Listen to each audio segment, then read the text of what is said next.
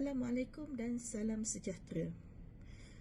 Untuk subjek kewangan korporat, tugasan yang diberikan kepada kami telah memilih tajuk FGV dan rakan kongsi melabur RM4.5 bilion dalam projek penternakan tenusu berskala besar. Pensyarah kami, Dr. Syajarul Imna binti Muhammad Amin.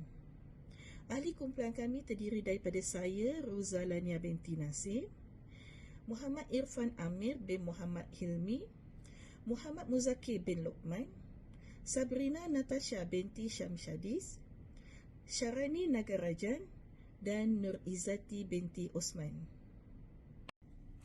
Bagi memenuhi skema tugasan yang diberikan, beberapa perkara telah kami bincangkan dan lakukan bersama-sama. Antara perkara yang terdapat dalam tugasan adalah pertama mengenai projek pilihan, iaitu kumpulan kami memilih FGV dan rakan kongsi melabur RM4.5 bilion dalam projek penternakan tenusu berskala besar. Yang keduanya berkaitan dengan latar belakang syarikat, penubuhan dan sektor ekonomi. Ketiga, berkaitan dengan struktur modal, liability dan equity. Keempat, analisis pengiraan WACC. Kelima, kos modal peratuwajaran kegunaan dan analisis WACC. Dan keenam, operasi aliran tunai, di mana kami mengira anggaran kenaikan jualan dan anggaran kos operasi. Seterusnya, bilangan 7 adalah mengenai asas belanjawan modal. 8, tempoh bayaran balik. Ke-9, tempoh bayaran balik diskaun. 10, asas belanjawan modal. Dan akhir sekali adalah kesimpulan daripada dapatan pengiraan yang kami buat untuk tugasan ini.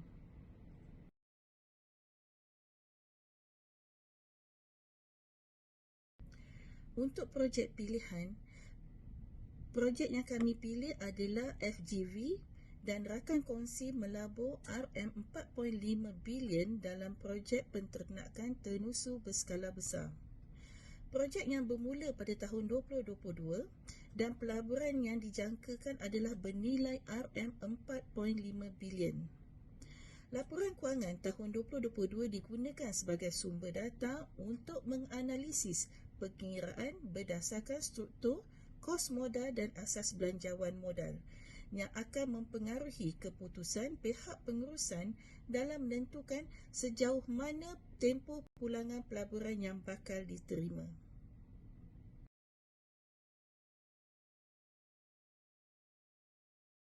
Seterusnya ialah latar belakang syarikat. FGV ialah pengeluar minyak sawit mentah terbesar di dunia. Ia disenaraikan dalam pasaran utama Bursa Malaysia pada 28 Jun 2012. Ia juga diperbadankan pada 2007 cabang Komisen Lembaga Kemajuan Tanah Persekutuan iaitu FELDA. FGV memfokuskan kepada 3 sektor perniagaan teras iaitu sektor perladangan, sektor gula dan sektor logistik.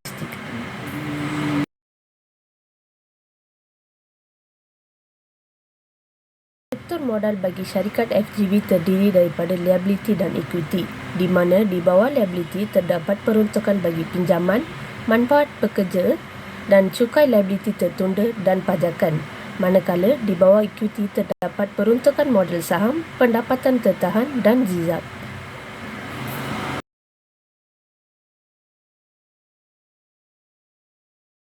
Assalamualaikum warahmatullahi wabarakatuh.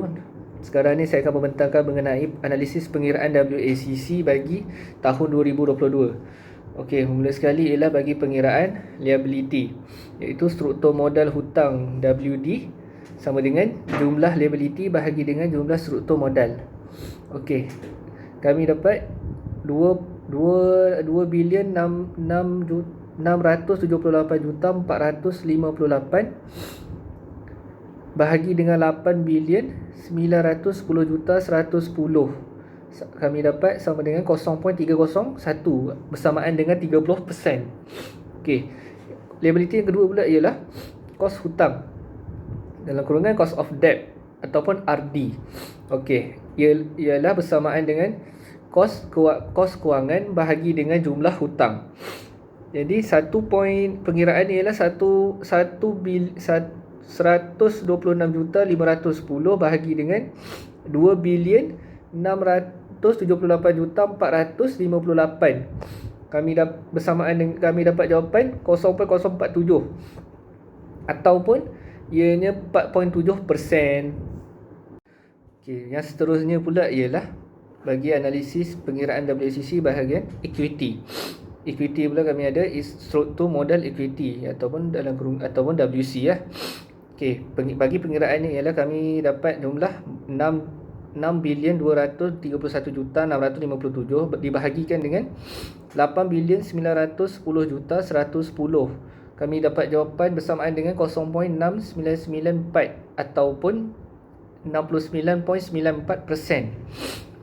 Kemudian bagi cost equity ataupun dalam kurungan kos modal permodalan dividen DFC, dengan formulanya RS sama dengan D bahagi P tambah G, iaitu growth, pertumbuhan dia.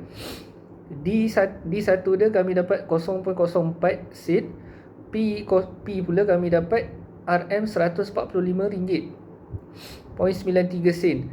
G kadar pertumbuhan pula ialah 2% ataupun 0.02. Jadi bila kita dimasukkan dalam formula, dia akan jadi RS sama dengan 0.04 bahagi dengan RM145.93 ditambahkan dengan 0.02. Jadi kami dapat RS sama dengan 0.020 ataupun bersamaan dengan 2% lah.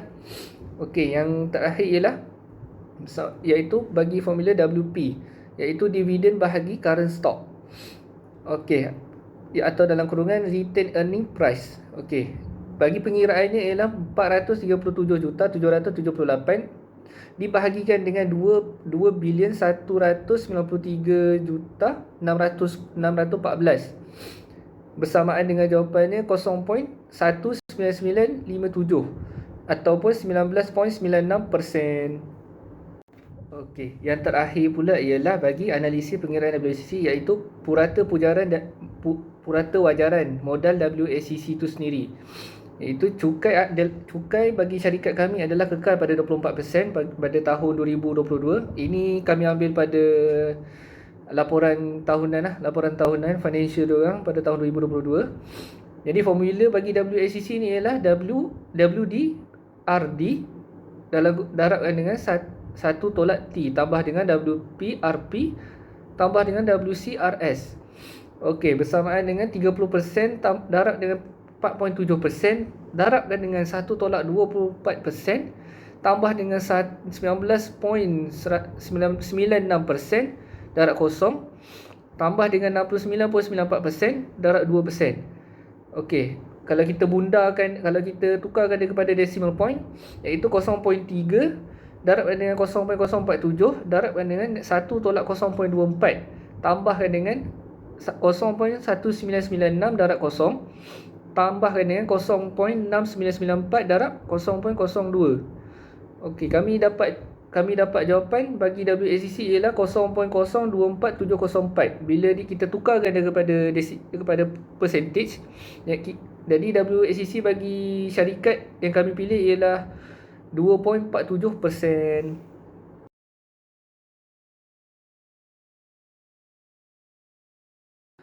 Okey, yang seterusnya pula mengenai subtopik kos modal.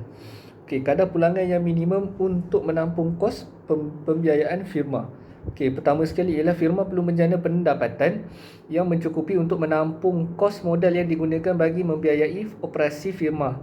Pembiayaan modal termasuklah projek dalam pembelian peralatan baru, pembinaan bangunan, loji ataupun kemudahan fasiliti.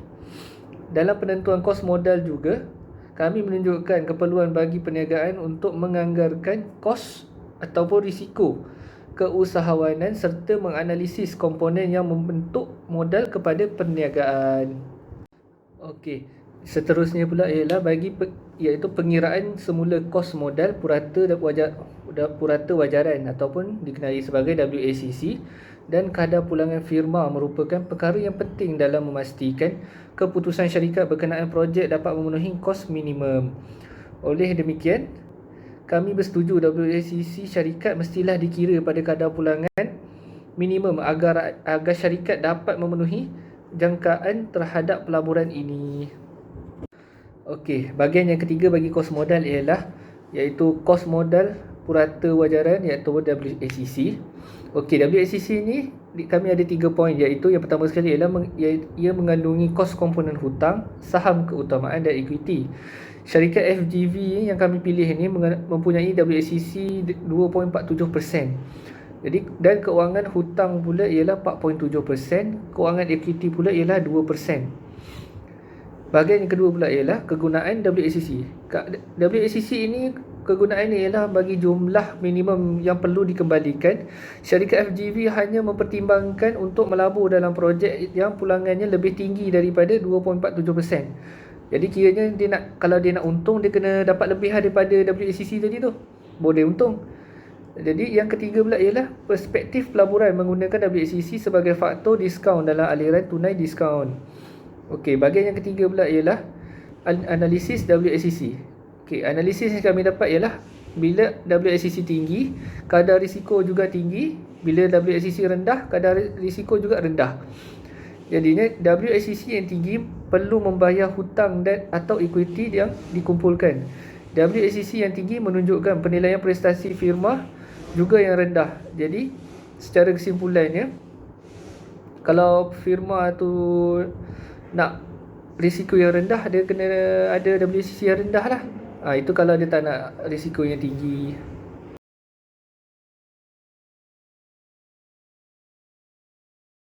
Baiklah, saya Muhammad Muzaki akan menjelaskan mengenai operasi aliran tunai bagi syarikat FGV Holdings Berhad.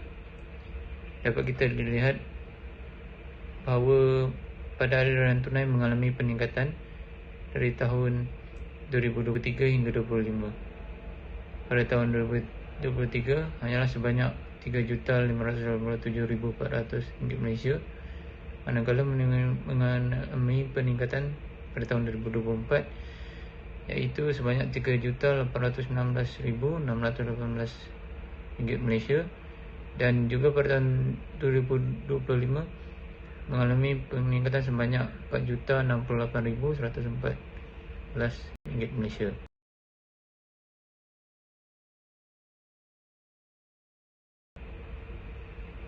Berikutnya mengenai asas belanjawan modal. FGV Holdings Berhad mengalami peningkatan sebanyak 7% pada tahun 2024 dan 6.39% pada tahun 2025. Pada jualan, nilainya iaitu RM4,500,000 pada 2023, RM4,815,000 pada 2024 dan RM5,152,050 Malaysia pada tahun 2025. Ia jelas mengalami peningkatan yang sangat mengganggukan dan ketara. Begitu juga pada operasi, syarikat mengalami peningkatan sebanyak 7% pada tahun 2024 dan 7% pada tahun 2025. Pada kos aset nilai pula, FGV Holding Berhad menggunakan kaedah garis lurus, iaitu mempunyai nilai susut nilai yang sama dari tahun ke tahun. Dan juga pada tiap tahun cukai yang digunakan iaitu adalah sama sebanyak 24%. Namun begitu, ia akan merubah nilai pada tahun 2023 hingga 2025. Seterusnya kita akan melihat mengenai asas belanjawan modal, di mana kita akan mengetahui NPV, IRR dan MIRR. Dengan membuat perkiraan bersamaan dengan I 2.47% dan N sama dengan 3, maka nilai kini bersih atau NPV iaitu sebanyak RM919,581.44. Kadar pulangan dalaman atau IRR iaitu 76.4607%, manakala kadar pulangan dalaman yang diubah suai atau MIRR iaitu 42.091% untuk FGV Holdings Berhad. Maka dari sini kita dapat lihat selama tahun pertama dimula projek hinggalah tahun ketiga mengalami peningkatan.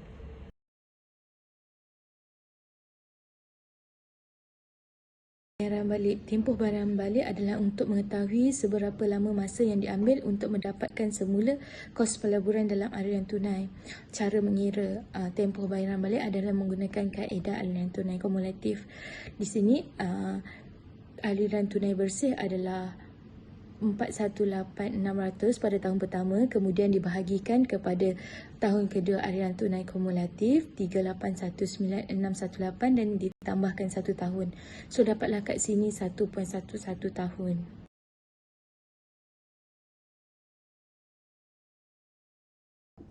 Tempoh bayaran balik diskaun.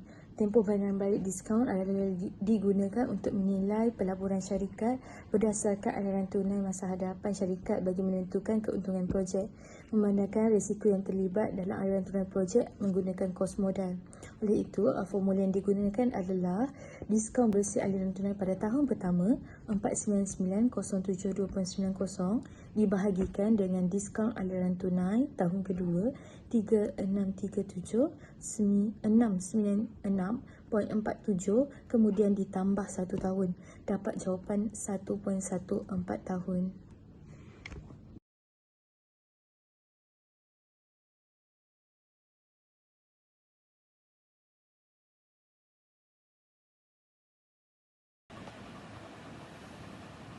Asas belanjawan modal.